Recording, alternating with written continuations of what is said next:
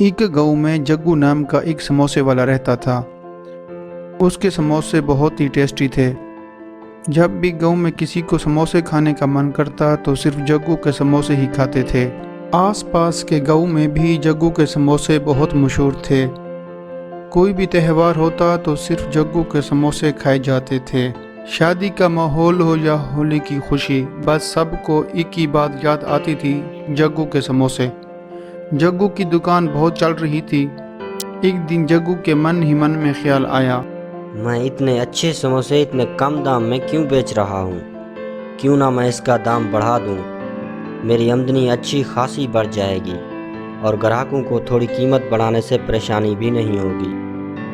ये कहकर समोसे के दाम 5 रुपए की जगह 10 रुपए में कर दिए। अरे ये क्या जग्गू भैया, कल तक तो समोसे के दाम 5 रुपए थे, आज तुम 10 रुपए में क्यों बेच रहे हो?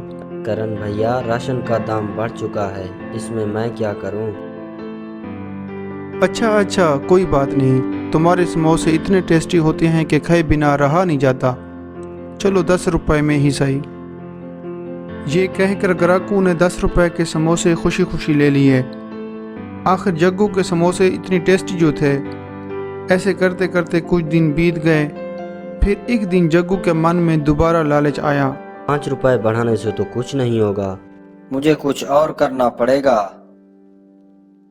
ये कहकर उसने अच्छे और महंगे घी के बदले खराब और सस्ते घी में समोसे बनाना शुरू कर दिए।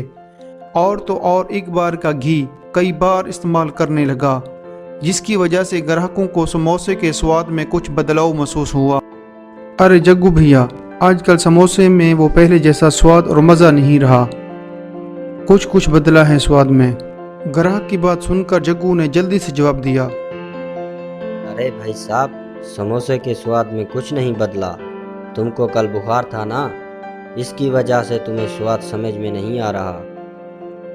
ग्राहक वहां से चला तो गया, लेकिन उसे जग्गू के समोसे पर अब शक होने लगा था। एक दिन उस ग्राहक ने छुप कर देखा कि जग्गू सस्ते वाले घी में पुराना घी मिला रहा था। अब उसे यकीन हो गया था कि जग्गू अच्छे और महंगे घी की जगह अब सस्ते वाला घी इस्तेमाल कर रहा था। और तो और एक दो बार इस्तेमाल किए हुए घी में सस्ते वाला घी भी मिला रहा था, जिसकी वजह से समोसे का स्वाद बदला बदला सा था। जैसे ही करमू को ये बात पता चली, उसने गाँव वालों को सारी बात बता दी। करमू की बात सुनकर सब गाँव वालों को जग्गू पर बहुत गुस्सा आया। वो सीधा उसकी दुकान पर गए और उसे बहुत बुरा भला कहा। उसके बाद पूरे गांव में ये बात तय हुई भी जग्गू की दुकान से समोसे नहीं खरीदेगा। जग्गू को अपनी गलती पर बहुत पछतावा हुआ, लेकिन अब तो देर हो चुकी थी। इस तरह उसकी दुकान बंद हो गई थी। सीख, लालच बुरी बला है।